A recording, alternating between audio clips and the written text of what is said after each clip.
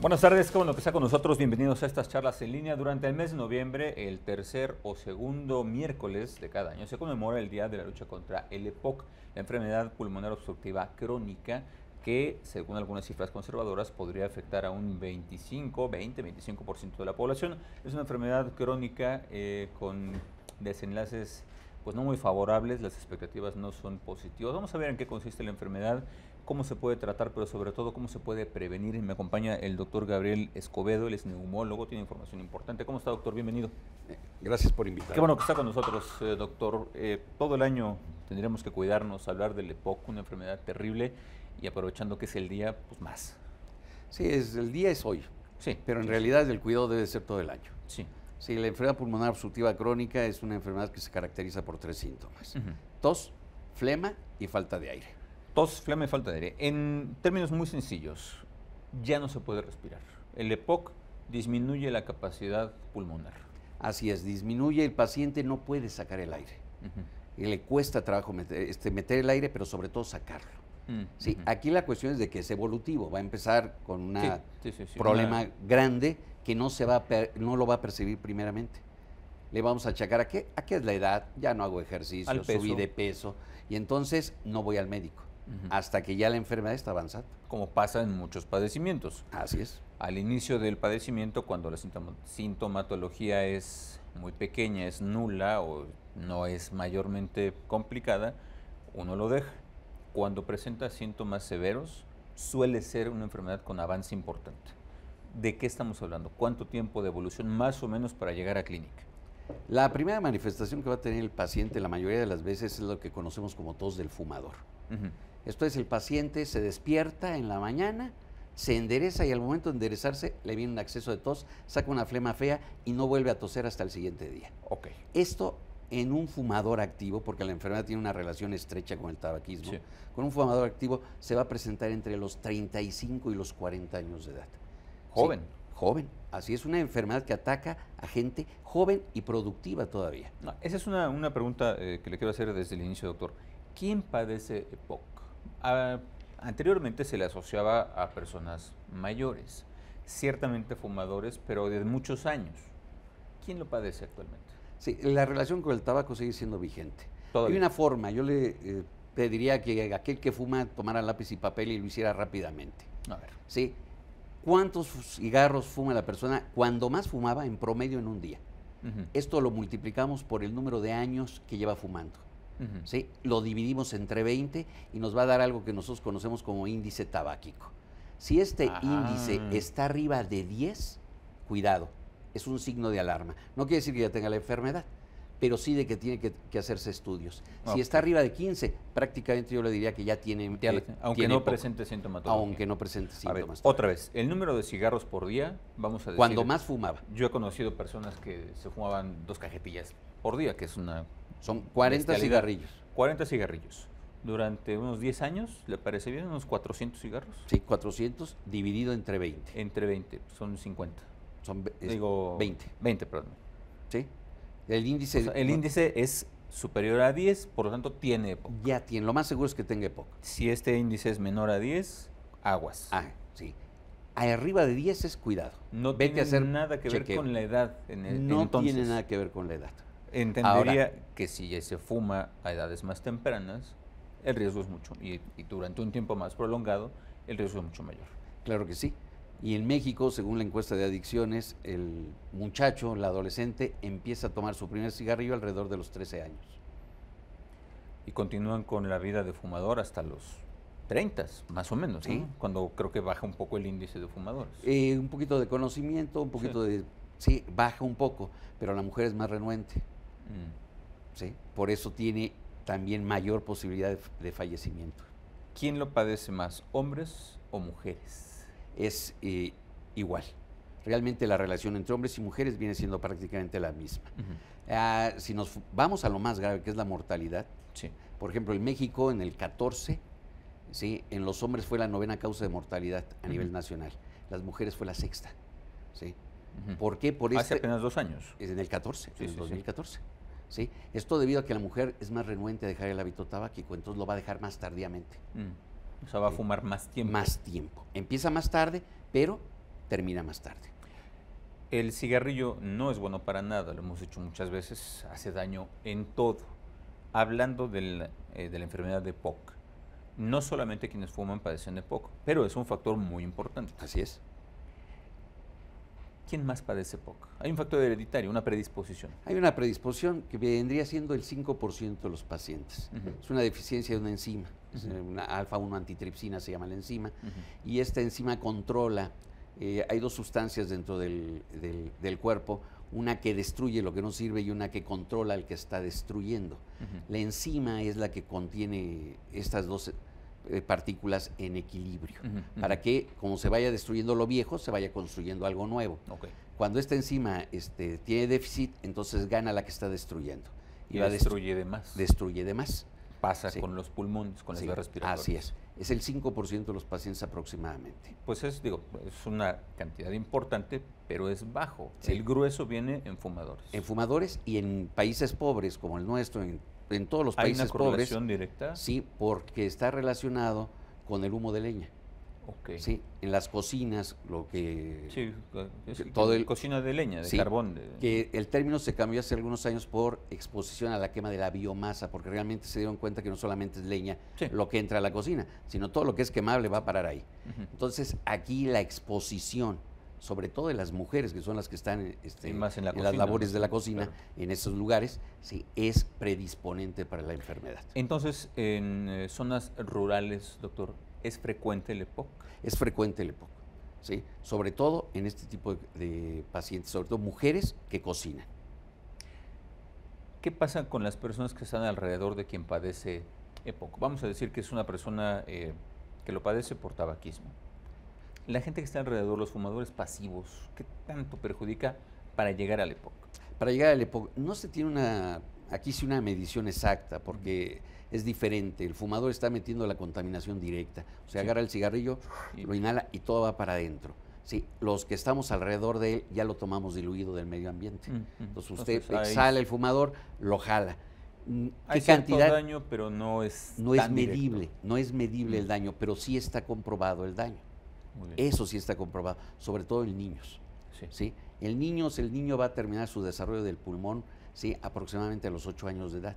Si está expuesto si está a un hogar de fumadores. Así es. ¿Sí? Su desarrollo no va a ser el adecuado. Entonces, indirectamente lo estamos predisponiendo a que a la larga, de adulto, fume poquito o fume mucho, vaya a ser predisponente para EPOC. Me decía hace un rato que entre los 30, 40, tercera, cuarta década de la vida se está presentando el EPOC.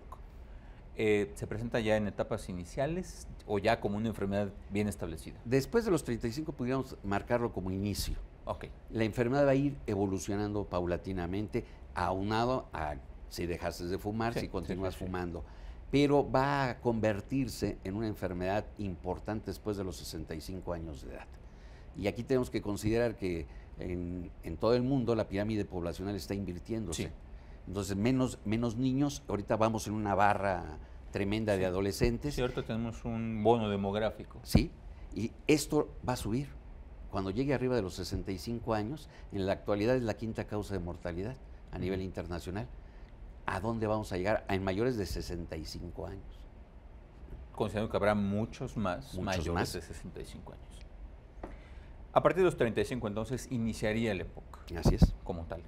¿Qué tan rápido evoluciona? Y asumo que esto depende de si se deja de fumar o no, si se comienzan hábitos saludables o no. La enfermedad avanza. O sea, una vez que se presenta, ya no hay manera de echarla para atrás. No hay cura. Eso es que quede claro. No hay forma. No hay cura. Aunque se deje de fumar. Aunque se deje de fumar. Lleguen a hábitos saludables. Ya establecida, no hay nada que hacer para quitarla. Lo que podemos hacer es enlentecer su avance. O sea, el daño ya está, ya inició. ¿Qué tan rápido vaya? Ahí sí es cuestión del paciente y del médico. Claro. Tenemos que poner una barrera para que vaya lento, lo más lento. Yo comento a mis pacientes, si va corriendo, que vaya trotando, si vaya trotando, que vaya caminando, y si va caminando, que se vaya paso a pasito, lo más lento que se pueda. Pero curarla no se puede. Es una enfermedad crónica. ¿Crónica? ¿Avanza? Avanza, evolutiva y no curable. ¿Qué tan deseable es un cambio de hábitos completos para una persona que presenta ya el EPOC Y le pregunto, que no eso es lo deseable, ¿quiénes lo hacen realmente? El principal problema es dejar de fumar. Sí. Es lo primordial. El paciente tiene que dejar de fumar. Y después, de acuerdo a qué tan avanzada está la enfermedad, son lo que nosotros podemos recomendarle al paciente. Un paciente que tiene una etapa inicial, bueno, simplemente bajando el hábito tabáquico, disminuyéndolo o retirándolo totalmente, más sus medicamentos, el paciente va a tener una calidad de vida aceptable. Si prolongada. Ya es prolongada. Okay. ¿Sí? Si ya está avanzada la enfermedad, aquí empezamos con problemas serios. Porque, por ejemplo, para la Ciudad de México, la altura de la Ciudad de México no ayuda. ¿Qué le recomendamos al paciente? Que se vaya a nivel del mar. Al nivel del mar, prácticamente su sintomatología va a reducir entre 50 y 75%, simplemente por el cambio de nivel del mar. Bueno, aquí la cuestión es de que habrá gente que sí pueda decir, me voy a ir a vivir a Acapulco, a Cancún. No, bueno, es una cosa recomendable. Ahora, quien puede, ya es otro tema. Pero nuestros pacientes, la mayoría de ellos no pueden. Sí, entonces dice, oiga, ¿y de qué voy a vivir allá? Sí, claro, implica además de los recursos para poder hacer un cambio de residencia, pues de qué voy a vivir allá. Sí. Que es un problema. Cuando se presenta la enfermedad de EPOC, doctor, ¿es probable que alguien o algún otro miembro de la familia también lo presente? La enfermedad no es contagiosa. Sí, lo que se contagia, entre comillas, es el hábito tabáquico. El hábito tabáquico lo tenemos que aprender. Sí. Y la mejor manera de aprenderlo es por imitación. Claro. Sí. ¿Cómo se trata la enfermedad del EPOC? Bueno, primero, ¿cómo se diagnostica, doctor? Pues se diagnostica después de la tos esta fea que me decía, bueno, pues ya se saca la flema y no se vuelve a presentar durante el día. Y así puedo andar años. Así puede andar años, hasta que la enfermedad va evolucionando. Y entonces ya no es solamente en la mañana, ya se presenta la tos más seguido, la flema más seguido, ya me falta el aire más seguido. Ya me sofoco. Empieza a evolucionar la enfermedad. Okay. Pero hay mucha gente caminando que no sabe que tiene la enfermedad, porque puede ser que no tenga el síntoma. Puede no presentarse el puede síntoma. No presentarse. Entonces, ¿qué tenemos que hacer? Primero, basándose en el índice tabáquico. Tienes un índice tabáquico arriba de 10, hay que hacerte una espirometría. La espirometría es un estudio que consiste en soplar, no hay que tomar... no hay que tomar una muestra, no hay que picar nada. Simplemente se llega, mete aire, sople lo más fuerte que pueda y con eso me voy a dar cuenta de cómo está tu función pulmonar. Entonces, ¿a quién se la tenemos que hacer? Índice tabáquico arriba de 10, pacientes mayores de 40 años en forma preventiva o que ya tengan tos, flema o falta de aire. Esta es la mejor manera. El problema es que nosotros, neumólogos, nos encantaría que el espirómetro estuviera a la altura del baumanómetro para medir la presión arterial. ¿Sí? Que así como usted va siempre a una consulta médica, le toman su temperatura, la presión, la estatura y el peso a veces. Y el peso. Sí, nosotros quisiéramos que la espirometría casi estuviera al mismo que además nivel. Es más simple que el baumanómetro. Digo, tomar la presión, seguramente usted ha tomado la presión alguna vez, es una acción muy simple. La espirometría es todavía más simple como tal, como estudio. Como la realización del estudio. ¿No? Necesita un técnico especializado al menos. ¿Por qué? Por la forma en que se tiene que realizar. Entonces sí es un poquito más compleja. Y tardamos un poquito más. La presión se la tomo ahorita aquí, listo. Y me da el resultado. Sí. Luego. No, la espirometría me tengo que tardar. Y para hacer un buen estudio necesito 30 minutos. Porque le hago una prueba ahorita. Sopla, veo cómo está y le tengo que hacer una prueba de respuesta con un broncodilatador. Entonces le aplico un broncodilatador para ver la respuesta que va a tener. Pero que tanto crece la capacidad. Sí, si disminuye, no disminuye, si se mantiene. Esto es importante porque el diagnóstico diferencial que más lleva la EPOC es con el asma, porque las dos comparten el síntoma o signo de silbar, el broncoespasmo. Si usted me llega por primera vez con sibilancia, no sé realmente si tiene EPOC, tiene asma. Le hago la espirometría, le hago la prueba con el broncodilatador y ahí hago el diagnóstico diferencial. Pero el diagnóstico primordial debe hacerse con espirometría. Y obviamente, siendo asma o siendo el EPOC, son caminos diferentes. Son tratamientos diferentes. Vamos a una pausa, doctor. Deme 2 minutos y ahorita regresamos.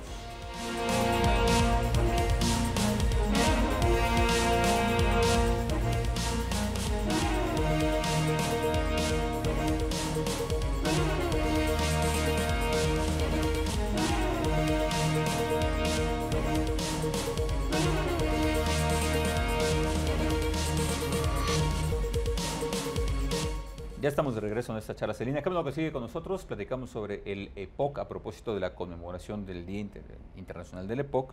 Me acompaña el doctor Gabriel Escobedo, él es neumólogo. Me hablaba, doctor, respecto a la prueba de detección para el EPOC a través de una espirometría y un broncodilatador. Así es. Pueden caerse en dos caminos, uno que será el asma, que es otro padecimiento con otro tratamiento, y el EPOC también. ¿Hay otras enfermedades que se puedan detectar? Una cosa que no sea EPOC, pero que sí disminuya la capacidad pulmonar.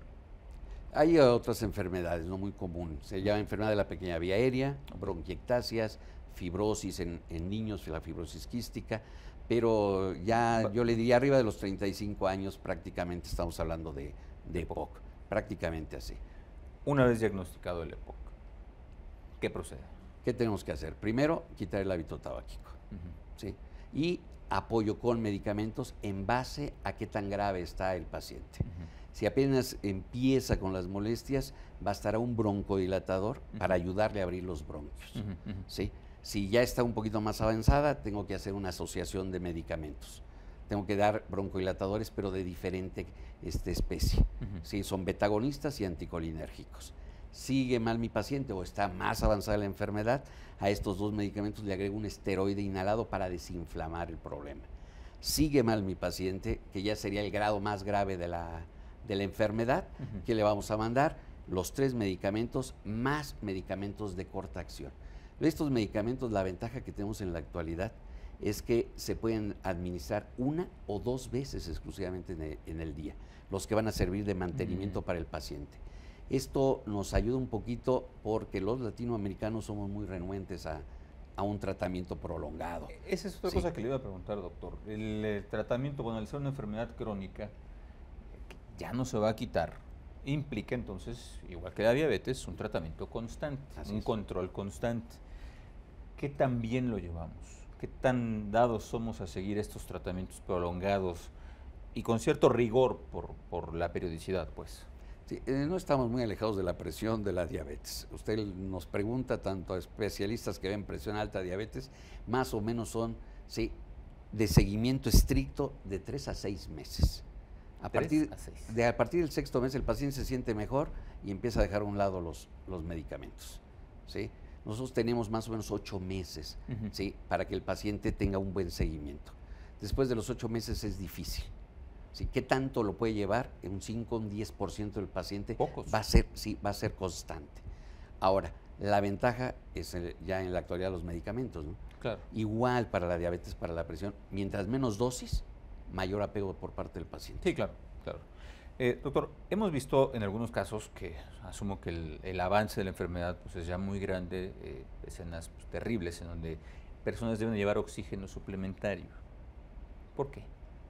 El desgaste del pulmón, la destrucción del pulmón, ¿sí? Va ocasionando que se pierdan unidades para hacer el intercambio de oxígeno. Entonces el oxígeno que está captando el paciente por sí solo ya no es suficiente para los requerimientos que tiene el organismo. Le tenemos que dar un aporte de oxígeno. El aporte de oxígeno, cuando el paciente lo necesita, nosotros lo vamos a detectar en base también a otro estudio que se llama gasometría. Entonces le damos un pequeño piquete sobre la arteria al paciente para medir la cantidad de oxígeno que está transportando su sangre. Los niveles para la Ciudad de México normales son de 60-80. Si el paciente está abajo de 60, requiere ya oxigenoterapia en domicilio.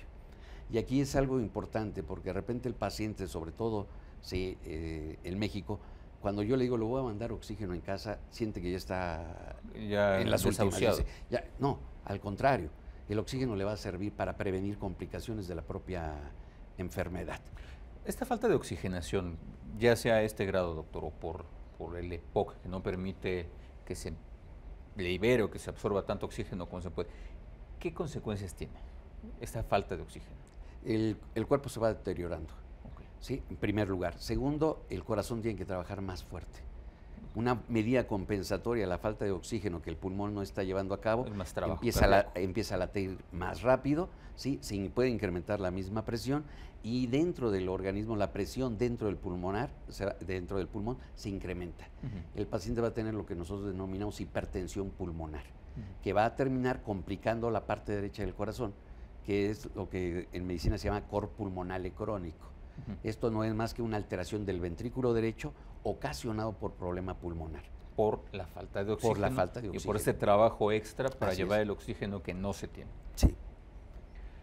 Y luego, doctor. Aquí hay dos, o le mandamos oxígeno o lo mandamos a nivel del mar.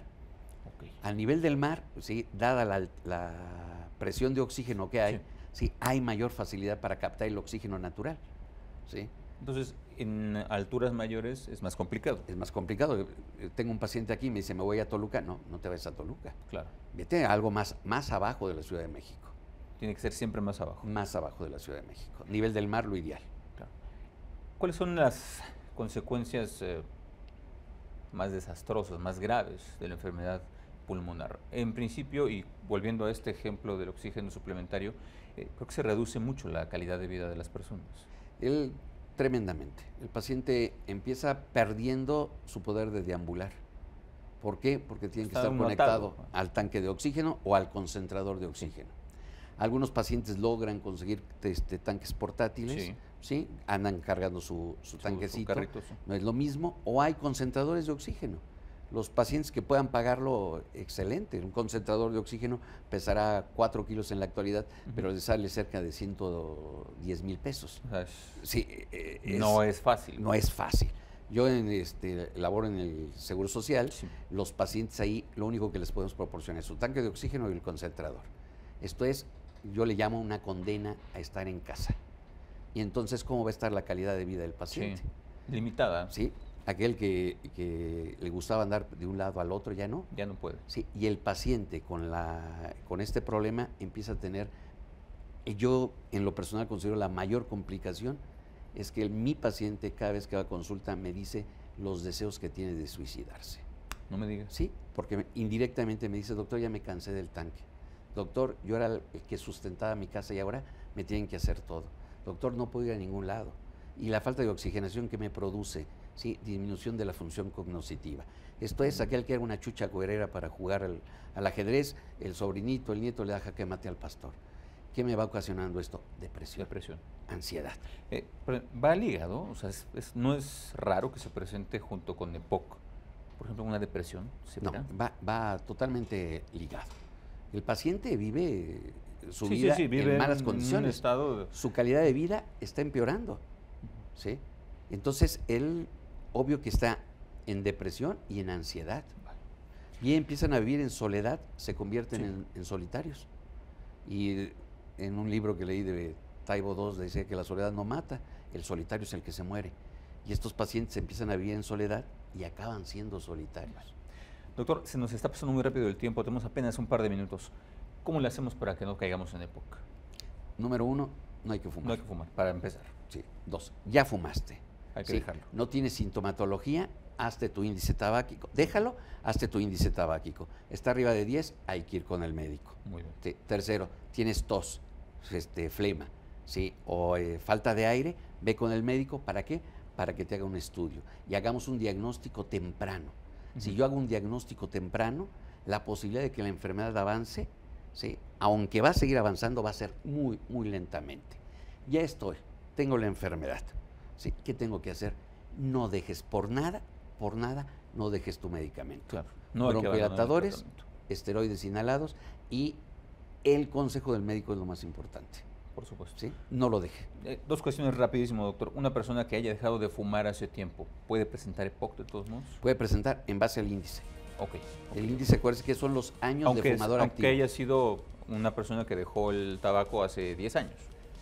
Sí, pero pues que tenga 60, lo dejó a los 50, pero fumó de los 20 a los 50 y fumaba una buena cantidad. Okay. Entonces hay que hacer siempre el índice tabáquico. Aunque, eso es importante, aunque haya dejado de fumar y tenga un tiempo de haberlo hecho, que bueno que lo haya dejado, hay que hacerse el estudio de todos modos. Puede haber un daño aunque no se detecte. Así es. Una última pregunta, doctor. ¿Personas con el EPOC diagnosticado pueden hacer ejercicio? Sí, se pueden hacer ejercicio. ¿Deben? Sí, deben hacer ejercicio. Claro, de acuerdo al nivel de gravedad. Habrá pacientes con oxígeno suplementario que tengan que hacer sus ejercicios en la silla de ruedas. Sí. El paciente que no ha llegado a tal, yo le diría, lo primero que tienes que hacer es rehabilitar tus músculos. ¿Sí? ¿Por qué? Esto es sencillo. Un paciente con una buena musculatura va a soportar más la carga de la enfermedad que uno que no la tenga. Por supuesto. Doctor, pues tiene información importante, que bueno que estuvo con nosotros, doctor. Gracias, muy Le amable. agradezco mucho. Gracias por la invitación. Muchísimas gracias y gracias también a ustedes por habernos acompañado. Pasen una excelente tarde, descanse y nos vemos en otra ocasión con otra charla en línea.